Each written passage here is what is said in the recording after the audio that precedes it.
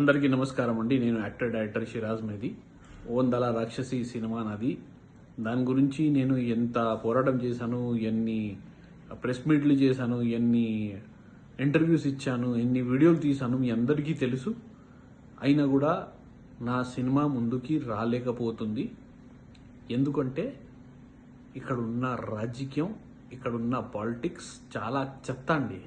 నిజంగా చెప్తున్నాను కదా. ఒక మనిషిని చంపాలంటే ఇలాంటి వరస్ట్ నా కొడుకులు, వరస్ట్ నా బ్యాచ్, చెత్త చెత్త అంటే చెత్త. ఎలా అంటే నాలి అంటారు చూడు, నాలి నా కొడుకులు, అలాంటి నాలి నా కొడుకులు. పొజిషన్ అంటే అలాంటి పొజిషన్స్ అలాంటి వాళ్ళకి సైన్యంకి తయారు చేస్తారు కదా, అలాంటి వాళ్ళని. అంటే నేను వ్యక్తిగతంగా ఎవరిని ఎప్పుడు అటాక్ చేయను, ఎవరిని ఏమనను. ఉన్న వాళ్ళది పేరు చెప్తాను, ఎవరి వల్ల ఈ నలుగురు ఎవరు అనేది వాళ్ళ పేరు అయితే చెప్తాను. నలుగురు కాదు, వాళ్ళతో ఇంకా చాలామంది ఉన్నారు. అయితే వీళ్ళకి ఒక చిన్నగా ఒక తెలుగు ఫిల్మ్ ఛాంబర్ అనేది ఉంది. అది ఎలా పనిచేస్తుంది తెలుగు ఫిల్మ్ ఛాంబర్ అంటే, ఇక్కడ మీకు ఏదైనా ఫంక్షన్ ఉందంటే అందులో కూర్చున్న వాళ్ళు వచ్చి మేము మీకు 100 థియేటర్స్ ఇస్తాం, 200 థియేటర్స్ ఇస్తాం, ఓరే ఏది నోటికి వస్తే అది వాగదాడు. ముందు వెనకాల చూడకుండా జస్ట్ హీరోయిన్ని చూసి, హీరోయిన్ కొంచెం బాగుంది, హీరోయిన్ ముందు బిల్డప్ కొట్టాలి అని చెప్పేసి ఏది నోటికి వస్తే అంత వాగుతారు వీళ్ళు. అయితే వీళ్ళ మాటల్ని ఎప్పుడు పట్టించుకోవద్దు మీరు. వీళ్ళంతే. ఒకళ్ళు వచ్చారు, బ్యానర్ తీశారు, సినిమా తీస్తున్నానంటే ఆడిని అడుగుతారు, మీ దగ్గర డబ్బులు ఉన్నాయా, బాగానే ఉన్నాయా, ఒక డైరెక్టర్ ముందు నుంచి తెలుసా, ఆ డైరెక్టర్ని మీరు బాగా నమ్ముతారా, అలాంటిది అన్నీ అడుగుతారు వీళ్ళు. ఎందుకంటే రేపు పొద్దున ఆ ప్రొడ్యూసర్ బొక్కలో పడితే, రూపాయి కూడా సినిమాకి రాకపోతే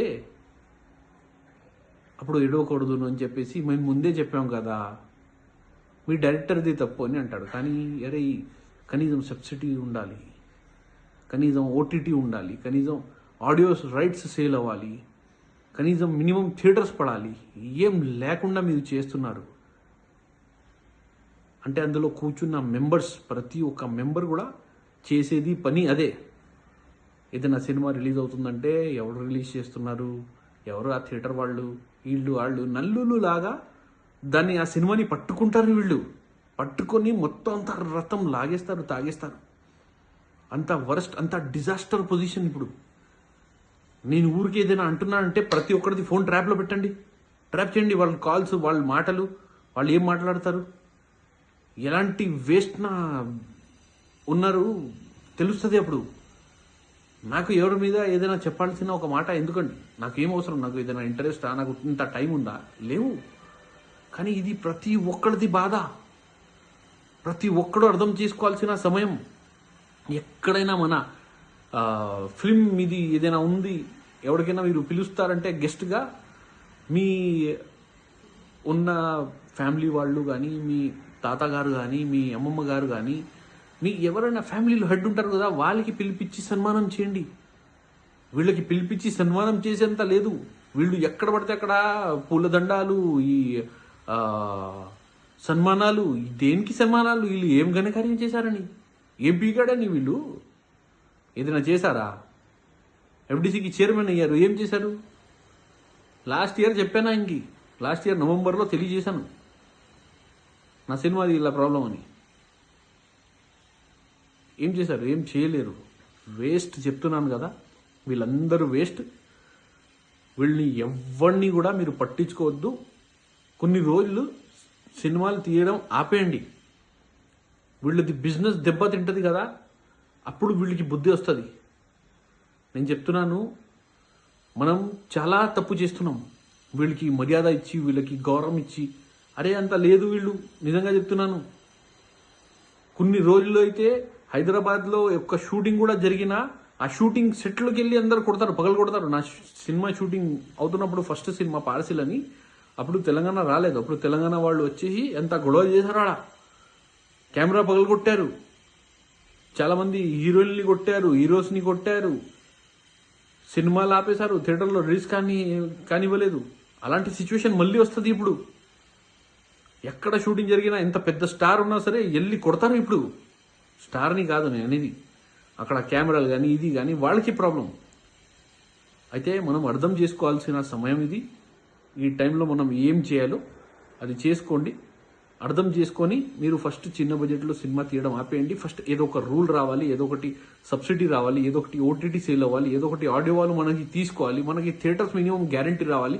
ఏదో ఒక్కరు మనకి ఒక డెస్క్ కానీ ఏదైనా పెద్దగా ప్లాన్ అయ్యి ఏదైనా ముందుకి కదిలింది, మనకి సినిమాది బిజినెస్ అవుతుంది, వ్యాపారం అవుతున్నప్పుడు మీరు సినిమాలు చేయండి. ఎప్పటి వరకు సినిమాలు తీయకండి. అప్పుడు ఒకవేళ మీ సినిమా అయిపోయినా కూడా కొన్ని రోజులు ఆగండి. మీరు అప్పుడే రిలీజ్కి వెళ్ళకండి, కంగారు పడకండి. ఏదో ఒకటి రూల్ నా వల్ల అయినా సరే వస్తుంది, మీరు గుర్తుపెట్టుకోండి. ఎందుకంటే నేను ఆల్రెడీ సీఎంకి ఇవన్నీ నోటీసులు మన పీవీఆర్ వాళ్ళకి ఇచ్చాను, ఐనాక్స్ వాళ్ళకి ఇచ్చాను, మన ఏషియన్ సునీల్ గారికి ఇచ్చాను, మన దిల్ రాజు గారికి ఇచ్చాను. అన్నీ నేను సీఎంకి సబ్మిట్ చేశా, రెస్పాన్స్ రాలా. ఇప్పుడు నెక్స్ట్ కాంగ్రెస్ పార్టీ ఇక్కడ రూలింగ్లో ఉంది కాబట్టి రాహుల్ గాంధీ గారు, మన ప్రియాంక గాంధీ గారు వాళ్ళందరికీ నేను పంపిస్తున్నాను. అలాగే పీఎంకి కూడా పంపిస్తా, మోడీ గారికి కూడా పంపిస్తాను. నేను 100%, అంటే అందులో ప్రాబ్లమే లేదు. నేను లీగల్గా ఫైట్ చేస్తాను. అలాగే నా ప్రెస్ మీట్లు కూడా 100 ఉంటాయి, ఇంకా వీళ్ళ కూడా అవ్వచ్చు, నేను చెప్పలేను. ఎందుకంటే ఉస్మానియా యూనివర్సిటీ స్టూడెంట్స్ అందరూ రెడీగా ఉన్నారు. వాళ్ళకి నేను సీనియర్ కాబట్టి వాళ్ళు కూడా ఇప్పుడు సపోర్ట్లో దిగారు. మొత్తం అంతా ప్రొటెస్ట్ చేస్తాం, మొత్తం హైదరాబాద్ జామ్ మొత్తం క్లోజ్ చేసేస్తాం. స్టూడెంట్స్ అందరూ దిగి వస్తారు ఇప్పుడు, ఎందుకంటే నేను ఉస్మానియా యూనివర్సిటీ స్టూడెంట్ నేను. అందుకే 100% నేను చెప్పింది వినండి. ఏ ఒక్కరు కూడా ఏ సినిమా తీయకండి. వీళ్ళ సంగతి మనం చూసుకుందాం, మనం తేల్చుకుందాం. అప్పుడు ఆ తర్వాతనే మన సినిమాలు బిజినెస్ అవ్వాలి, మనది అవ్వాలి. నువ్వు ఎవర్రా ఈ సినిమాల ఇండస్ట్రీలో రావడానికి అంటే వాళ్ళకి సమాధానం చెప్పాలి. మీ అబ్బా సొమ్ము కాదురా ఎర్రి పప్ప అని వాళ్ళకి చెప్పాలి, తెలియజేయాలి. ఎంత పెద్ద బాస్ అయినా సరే, వీళ్ళకి ఎంత పెద్ద మనిషి అయినా సరే, ఎంత పెద్ద పొజిషన్లో ఉన్నవాడు అయినా సరే, వాడికి కూడా తెలియాలి తప్పు చేస్తే ఎలా ఉంటుంది అనేది. శిక్ష ఎవడైనా సరే ఒక్కటే అని చెప్పేసి తెలియాలి, తెలియజేస్తాం. ఇక్కడ ఉన్న నల్లులకి కూడా ఏదైతే బెడ్ బగ్స్ అంటారు, రక్తం తాగేస్తాయి, అలాంటి నల్లులు ఉన్నారు ఛాంబర్లో. ఆ నల్లుల్ని కూడా మనం ఏదైతే మనం రియల్ లైఫ్లో చేస్తాం అదే చేద్దాం. ప్రతి ఒక్కడు వాళ్ళ ఊరికి పారిపోవాలి ఇక్కడి నుంచి, ఇక్కడ కనపడకూడదు. ఇంకొకసారి ఎలక్షన్ పోటీలు గీటీలు ఉంటాయనుకుంటున్నారా? పిచ్చి పుల్లు.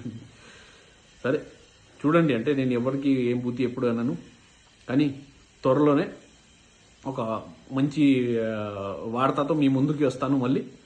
కానీ ఈ లోపు మీరు సినిమాలు తీయడం ఆపేయండి. వీళ్ళకైతే బుద్ధి చెప్తాం అందరు కలిసి. అందరికీ ధన్యవాదాలు తెలియజేస్తూ థ్యాంక్ యూ అండి.